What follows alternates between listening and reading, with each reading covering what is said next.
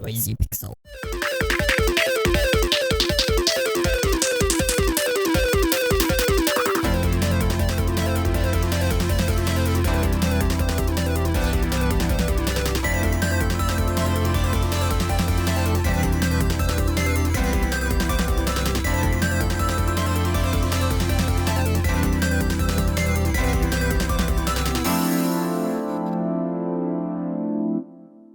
What's up, nerds? Welcome to the Noisy Pixel podcast, the official podcast of noisypixel.net, a show where we talk about games, but mostly talk about ourselves. I hope everybody is staying safe out there during this virus stuff and enjoying their much needed introvert gaming time in the meantime.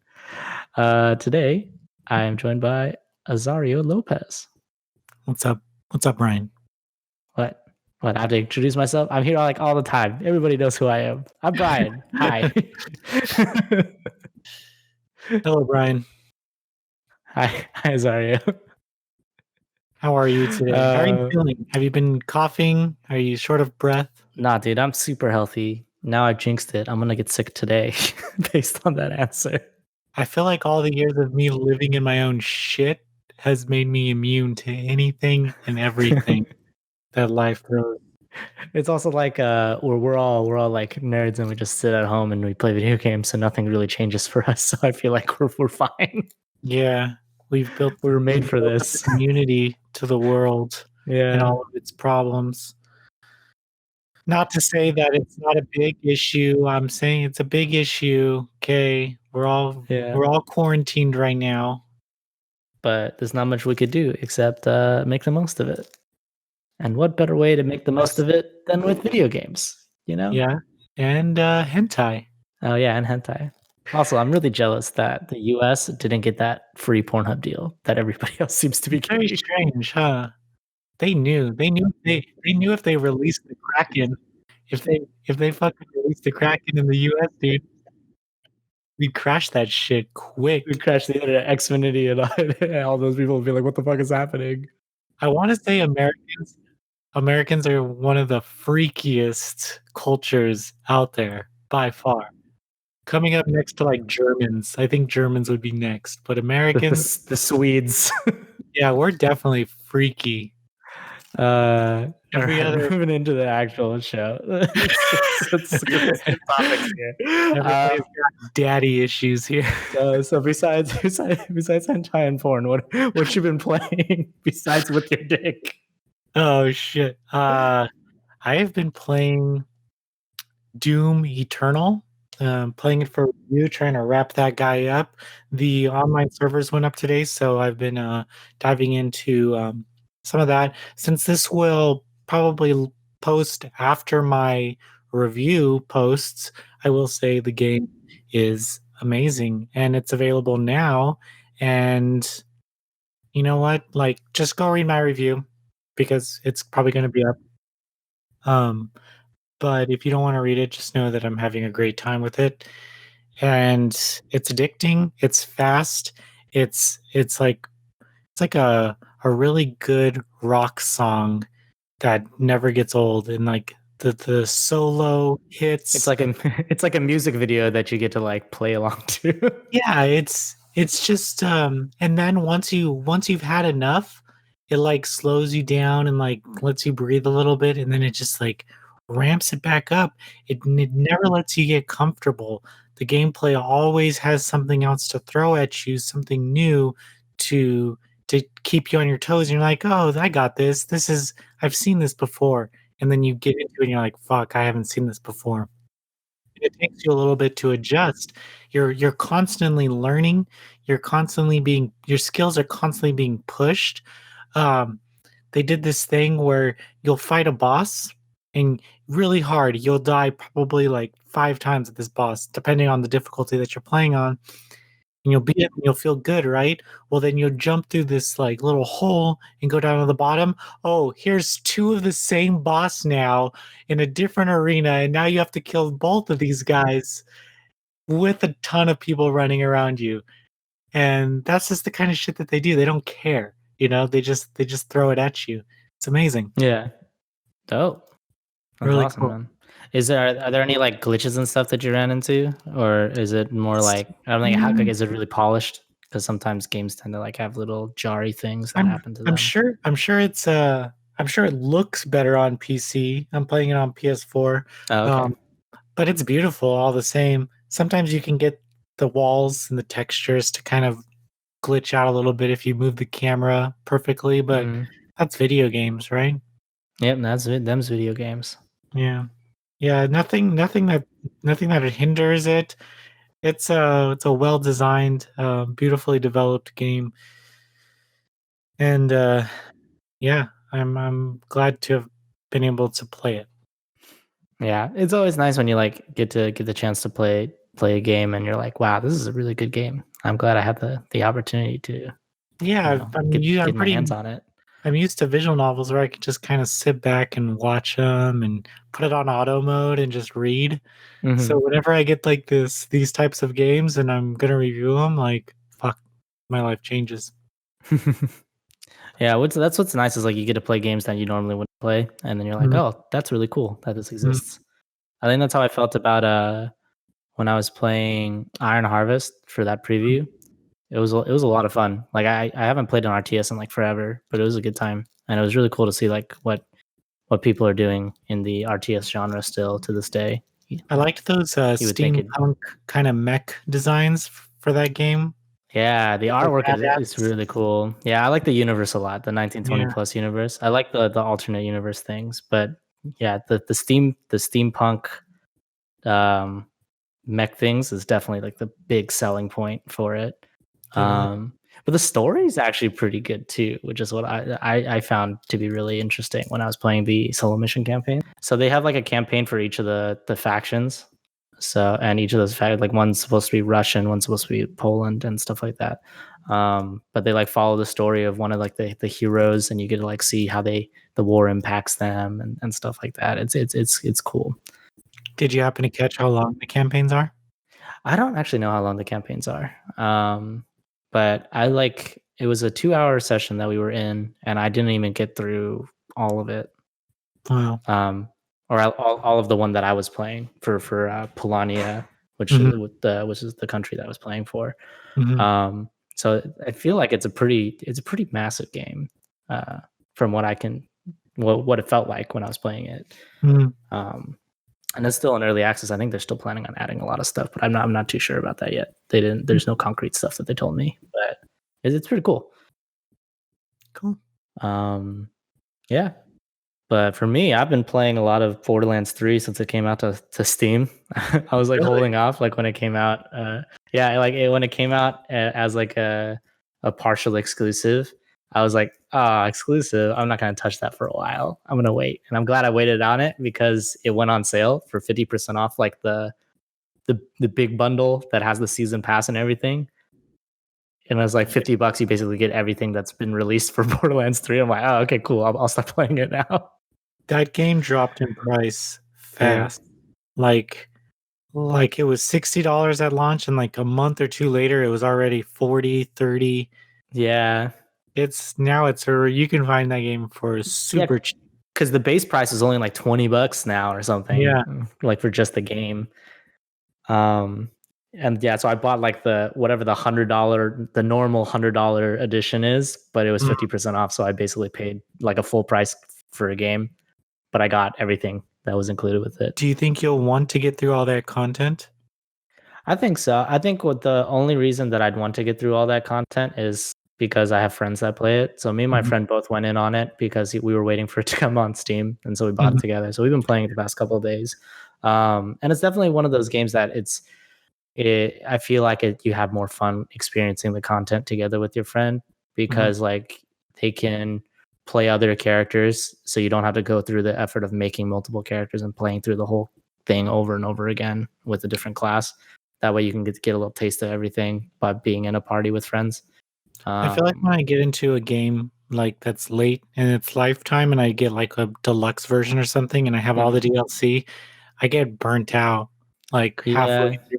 Where it's different if you come in right at the beginning and then slowly get the DLC over time, that's I'm true. more inclined to play through it. But once I jump in from like the end of it, and it's Mhm. too much. There's just too much in front of me. Yeah, that's how I feel about MMORPGs, like Guild Wars and stuff. They Like like Final released a Fantasy bunch of 14. content, and then I was like, I try to get back into it. I was like, oh, there's nobody here in these stages anymore. If I'm a new Yeah, character, you'll and it's definitely just be alone. empty and boring. Like Yeah. unless I get friends to play with me, then it's like super noticeable that it's like it's been a while since this game was touched, sort of thing. Uh, Final Fantasy Um, Final Fantasy 14 fixed that with Shadowbringers because now you can run dungeons with AI companions. Oh, that's nice. Yeah, Yeah. I definitely think that that's good because there was some. I think the reason I stopped playing the first Guild Wars is like it made me. There was like a raid that I had to do to continue further, and I didn't have anybody else that was level capped with me, and I didn't want to like go and make friends. Yeah. So I just stopped playing altogether, and then I just like never picked it back up. But then they were like selling the DLC, and I picked it up and then tried to play it again. But I stopped playing after a while. But Borderlands 3 is fun. It's just more Borderlands, like other people have said, which is not bad. It's like a more polished Borderlands, Mhm. which I think is cool. Like I think if Borderlands 3 came out as the first Borderlands, it would have been amazing to like Borderlands has experience. always been one of those games where I hate the community that likes it, so I stay away. Really, is the community that toxic for Borderlands? They're just so extrovert. Uh, They're all like streamer personalities, like uh, over the top, and I can't keep up, so I just remove myself. yeah, I think definitely like the humor didn't age well in the Borderlands Oh, games. I bet, yeah. Like the humor, some of the stuff, like the jokes and stuff, they fall really flat because they're like stupid potty humor jokes, or like really just trying to be edgy Mhm, type jokes, and you're just like, oh, it's not that great. But people play Borderlands mainly for looting a bunch of guns and just enjoying shooting things, and mhm, it still does that great. So can't complain there. I think they improved on a lot of the cool bits of Borderlands, like where you can upgrade your vehicle, your like catch a ride thing, by like hijacking other rides and bringing it like GTA style into your garage so that you can collect them. So that's kind of cool. mhm, And then I like that they made more varieties of guns, like some of the guns that have like modes you can switch between by pressing like the C key. So they'll switch between like fire modes. So one will be like a grenade launcher and an assault rifle or something. So that's kind of sick. mm. Yeah, I Yeah. don't think I'll ever play that game. But more power to who the people that can get into that series. It looks cool. Yeah. Claptrap. I know Claptrap. Yeah, I know. God, Claptrap's the worst. I hate Claptrap. Handsome Jack. I know the names. That's Tiny good. That's Tina. good. Yeah, yeah, yeah. You're pretty much there, man. You're pretty much a Borderlands regular. Dude, I'm a fan, dude. Uh, all right. Well, what I wanted to talk about for this week's podcast, for like our general game discussion, was because I think it'd be good since everyone's kind of having to stay at home and you can't really like play games with, like there's more time to play games and everybody's home, so you can play games with your friends. I think it'd be good to like share some good multiplayer games to play with Mhm, friends during the mhm, quarantine. So Borderlands 3 is a really good one. I think it's on sale right now. I don't know if it'll be on sale by the time this podcast goes out. Keep an eye out. Borderlands games usually always go on sale anyways. But some other ones, there's some that I mentioned on the podcast and on the website before. Golf with your friends, really fun mhm. multiplayer game. I started playing uh, Dead by Daylight with some of my friends, and that game is actually really fun. I didn't know too much about it going into it, but I played a couple rounds with some friends. I'm like, oh, this is a really cool concept for a video game. But yeah, you got any, Azario? Yeah, I've actually been playing Call of Duty Warzone. Nice. And it's free to play, so Yeah. you can go enjoy it. Um, it's kind of stupid in a way. Oh yeah. Um, well, like I don't think Call of Duty is fun, but it's easy to burn 20 minutes, 30 minutes, you know? Hmm. Just a nice like time killer. Like if you're like, hey, Yeah, you don't have to invest yourself in any lore or any world building. right. And that's kind of what I'm used to with the games that I play. So Mm. that's a multiplayer. That and Final Fantasy 14, if you can get in on it. I think it's free up to a certain level. Uh, Yeah. but that game is great if you're trying to quarantine yourself and never go out. Yeah, pick up an MMO. This is like the best time to pick up an MMO. I feel you got all the time in the world to just invest yourself into an MMORPG. And I agree with Azario. Final Fantasy 14 is one of those really good MMORPGs. There's another free to play game called Dungeon Defenders 2. Oh, yeah. I have that. It's pretty fun. It's like a tower defense. It's the tower defense one, right? Yeah, it's a tower defense game, and you can go and choose different characters who can create different bases, Mm-hmm. and you just stop enemies from getting these crystals. You can totally play without putting in any money, so it's a fun game to Mm-hmm. play with friends, and it's a free to play game. Yeah. The free to play ones are probably the ones that are going to be the easiest to convince your friends to get in on with you. Mhm, mhm. I think there was one that my friend recommended to me. I'm trying to think of the name right now. I believe it is called. It's from the people who made Paladins. Do you know what I'm talking about, Azario? No. It's called Realm Royale. It's like a battle royale game, but it's like more Oh, quirky.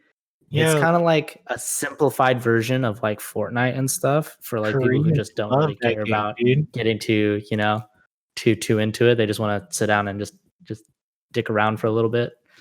So I I haven't think played it yet, but my friends have said really good things about that one.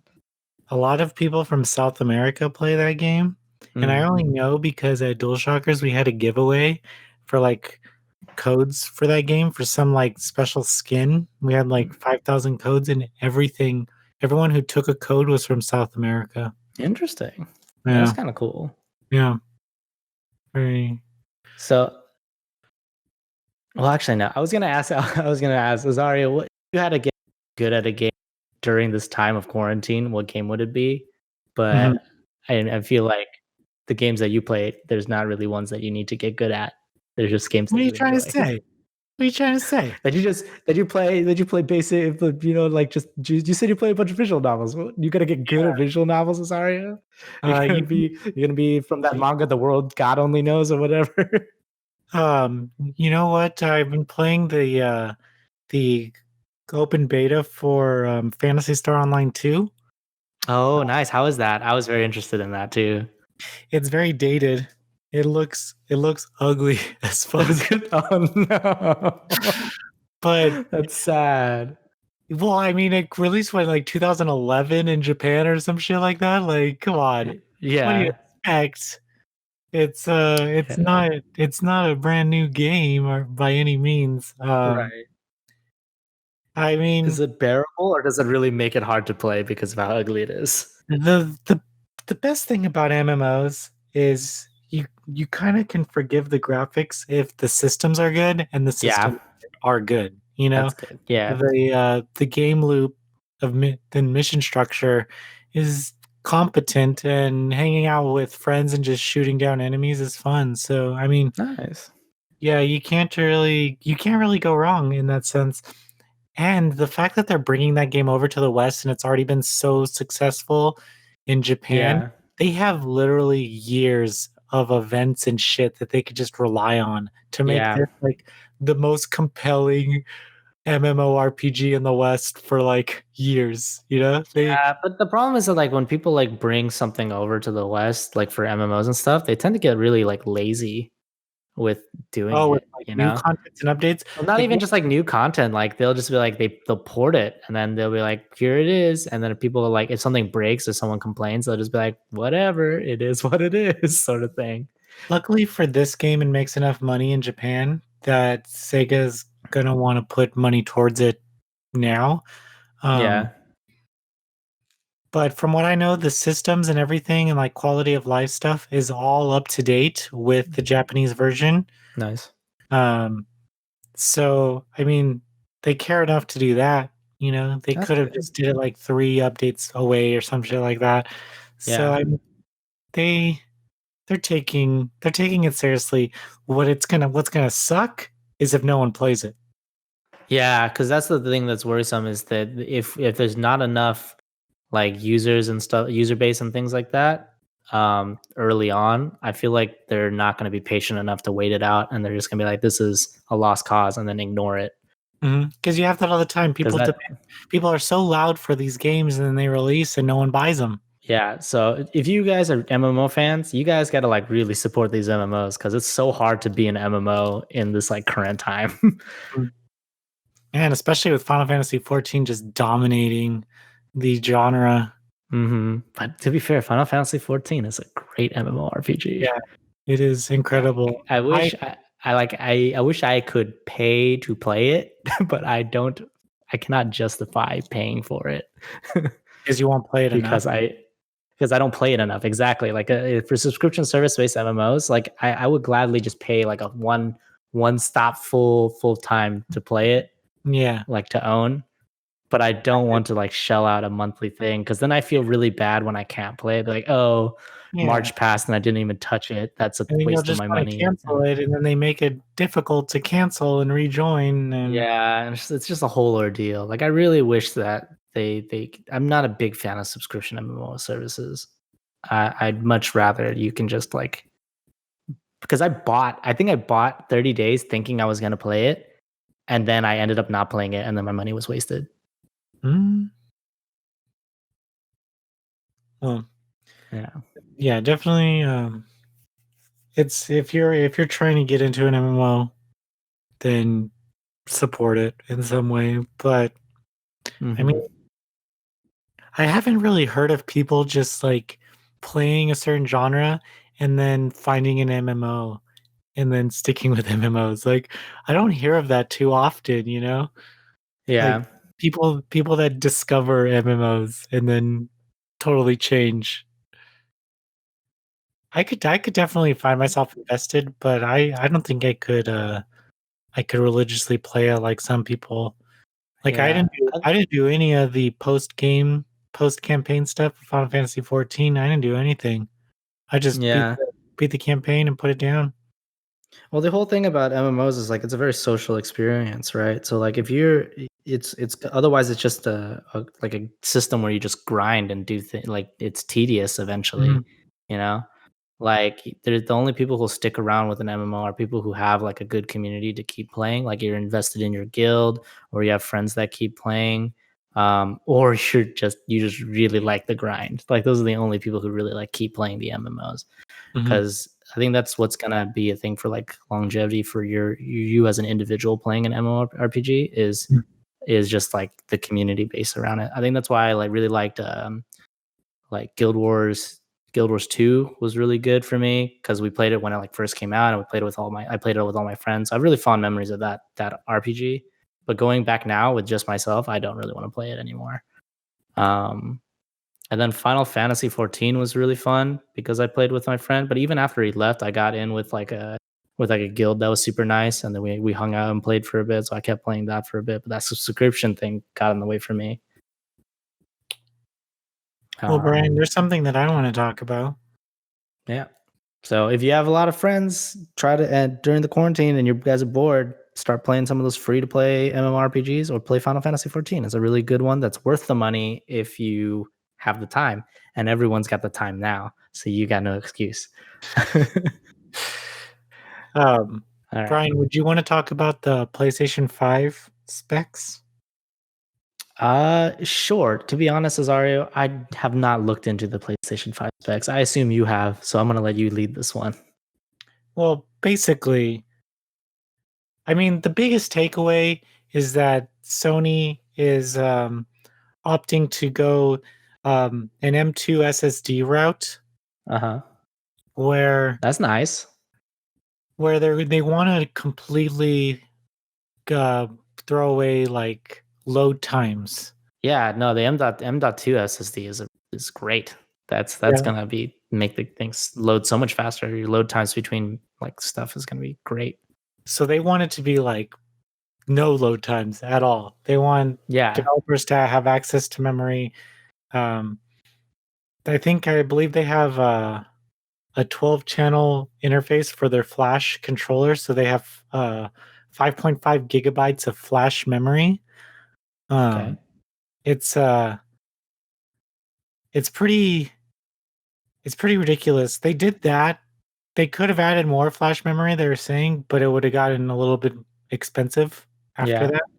Yeah. So, but in the long run, like they they're just focusing on load times. I think Yeah. that was their biggest goal, is that where developers figure out these tricks. So if you're playing the new Star Wars game, Fallen Mhm. Order or Jedi Fallen Order, um, he'll go in an elevator and he'll stay in the elevator for like 15-20 seconds, and in your head it's like, oh, I'm just on an elevator, but realistically it's loading the next area without you knowing. Exactly. Um, It's gonna be well, interesting to see what developers do to like, like they don't have to cover it up anymore, so they yeah, have more room yeah. to make content. Yeah.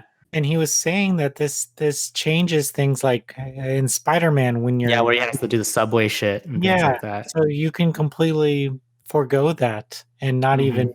show anything like that. You And can have a legitimate subway. yeah, and that's the thing, like you I mean that's the give and take, right? Like Yeah. most developers, not all developers, kind of do use these techniques. Some just don't have the budget to. Yeah. So I mean it would be great for them. But I think Yeah. some of the AAA developers, they use the load times to kind of do fun stuff like the subway scene. Yeah, a little like Easter eggy almost things a Yeah. little bit. Yeah, so that's like the big thing. Also, it will be backwards compatible with PlayStation 4. That's good. Not every game is going to be compatible at launch. There's Hmm. still some testing, so they'll have like a list of games that are compatible or something like that. Okay. Um, but you can also put your hard drive in the PS5, I guess. Yeah, so I'm looking it up right now. I see that they have external storage that's USB supported. So you can just have a USB external storage attached to it that holds your PS4 games. Yeah, You can yeah, have expandable storage for like they have an SSD slot that you can add another expandable NVMe SSD yeah. to it. That's kind of cool. So I mean, like there you go, like, Yeah, but no because that PS. definitely addresses a lot of the problem. Why couldn't they take this time to make it backwards compatible with PS3 as well? I Yeah, don't know. that's also true. It kind of sucks. I mean, Xbox is over there Yeah, making a beast that can go all the way back to original Xbox. If you think yeah. about it, like they are totally just I mean, in the long run, they're not making any money off of used games, right? Hmm. So it doesn't really matter if they make it backwards compatible because they're not going to get any money from a PlayStation game sale. Yeah, I think for me, like for me, I was thinking about like when you play one of those like older like PS1, PS2 games. For me, like it's harder to play just because the memory of what I think the game is going to be like doesn't meet the expectation once I actually put the game in. Because it's like ugly, it's clunky, and stuff like that. Like as I go forward, I'm starting to appreciate when they like do the, like remasters and like upscale stuff, so that I can at Mhm. least like it can trick my brain into being like this is what it was like when you played it to begin with. Mm. Um, so that's why I feel like is it really worth the effort to be backwards compatible? I feel like it's only really worth it to people who already own all those like really old copies of games that want to play it.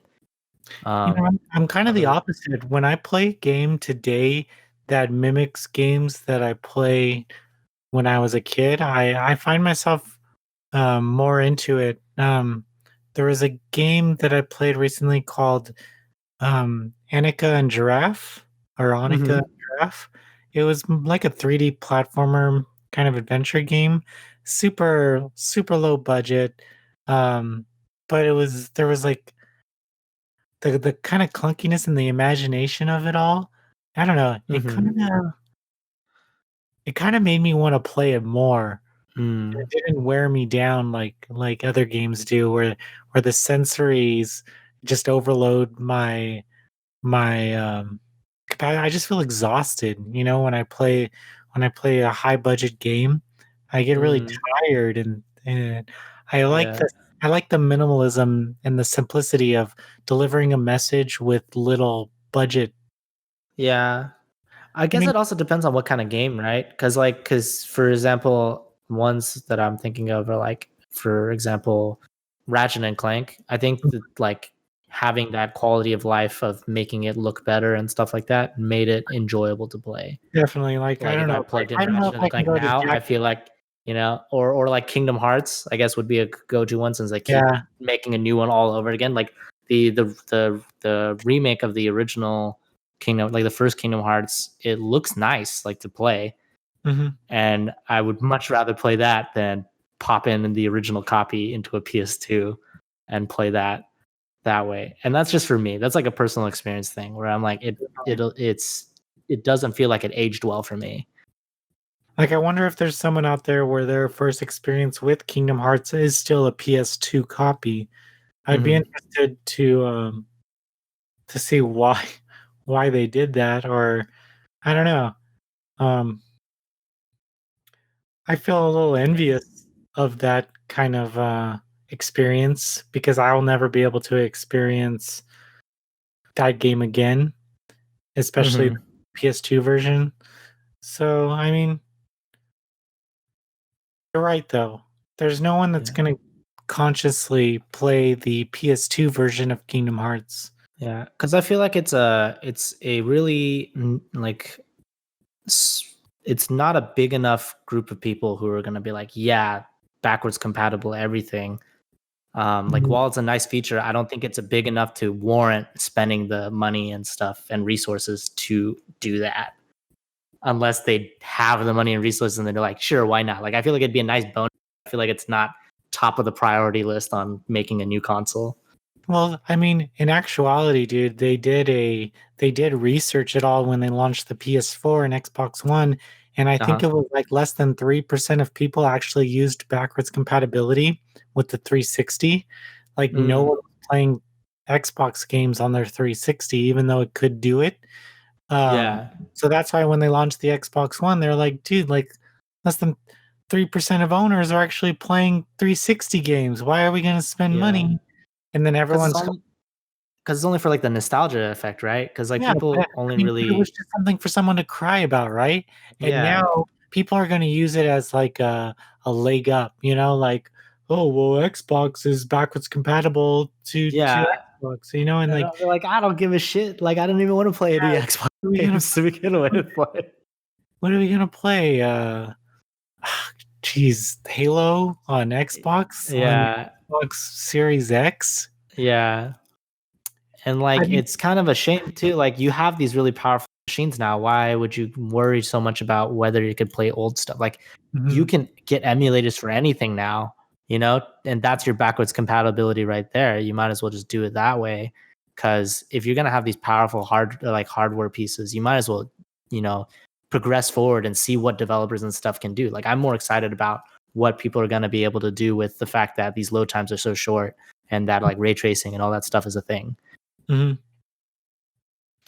Well, yeah, so those are the main takeaways for the PlayStation 5 is that it will be backwards compatible with PS4 and Mhm. they're trying to get rid of load times. I'm excited more. I know this is silly, but starting multiple games at one time, Mm. just like because now you have to close one game to open up another. I like the idea Yeah. of opening up as many fucking games as I want. Yeah. That is kind of nice. You can just hot swap around games. Yeah. Um, but I'm excited. I'm excited to see both of these consoles. I will be getting each of them for sure. Mm. Um, Big money man over there. yep, making all the dollars. This is the Making all year. the dollars. I spent my childhood not not getting consoles, having to wait years after console release Mm-hmm. before getting in, and now, nope. Well, Yeah. what's funny is I remember when I bought the PS4 and I had like Killzone and stuff, and I honestly, after PS4's launch, I don't think I played the PS4 for maybe like 5 months after launch. I was still playing PS3 games. Like I was Mm, still, I mean, they still had a Tales of game that launched on PS3. yeah. Um, it's so I'm not really understanding what will happen this console generation if I get my PS5 and I'm still playing PS4 games. Mm-hmm. So I mean, it's exciting, right?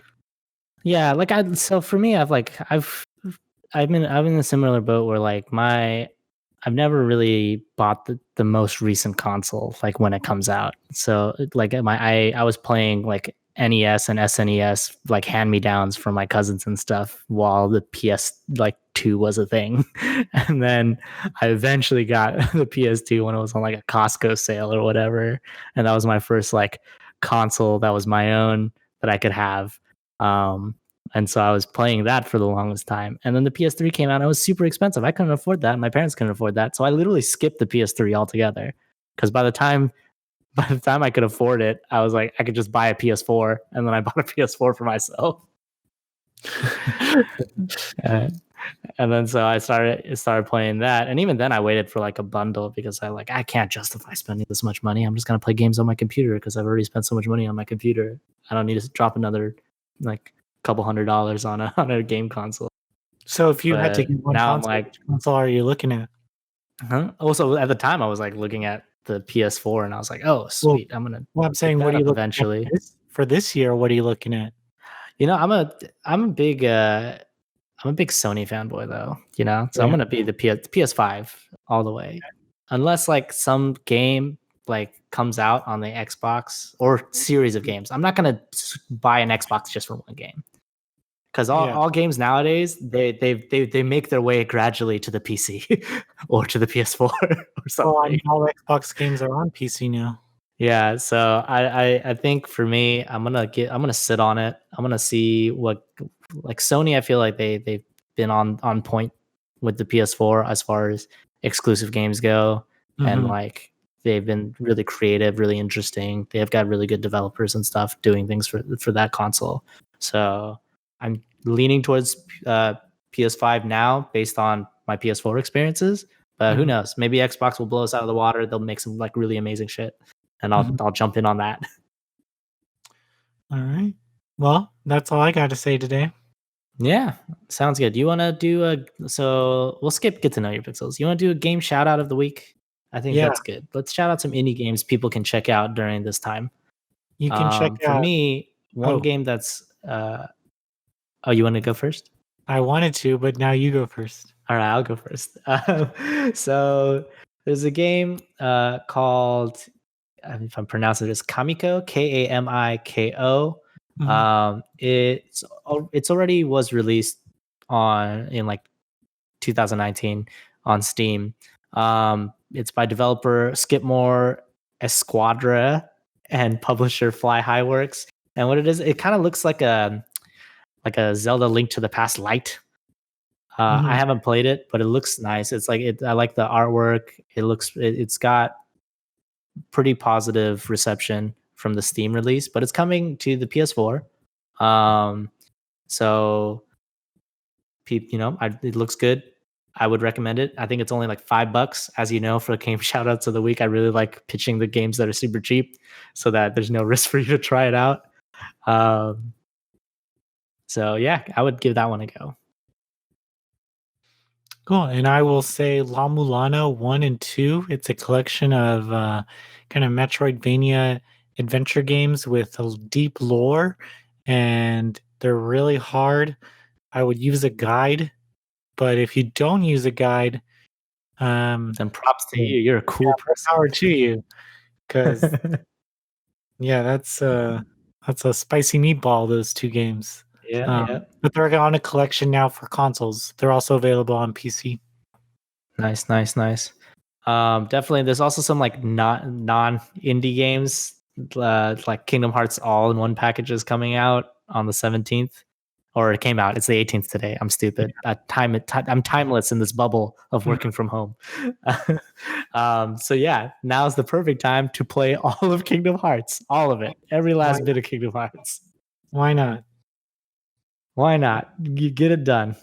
Do what I couldn't do for my New Year's resolution, which was to play all the Kingdom Hearts games. Yeah. Because I'm so behind on Kingdom Hearts. But yeah, that's it for this podcast. Thank you everybody for listening. As always, be sure to share us with your friends if you like what you hear. We're on Spotify, Google Play, iTunes, and YouTube. So there really is. There's a little bit of access for everybody. For anybody that does anything, you can find this podcast. So be sure to share it with them. But other than that, we also have the website noisypixel.net, which has a ton of gaming content on there, from reviews, previews, news, interviews, all that amazing stuff written by us and a bunch of our Noisy Pixel team. And it's really good. You should check it out. And that's all I have to say about that. If you want to reach out to me about the podcast, my email is brian@noisypixel.net. Hit me up with what you guys want us to talk about on this podcast, any questions, or just to say hi. And, we'll shout you out on here. It's free real estate. But until then, not even charging. Yeah, we're not charging you. It's free. It's free real estate. But until then, yeah, stay safe out there, everybody. And we will talk to you next time. Bye. Bye-bye.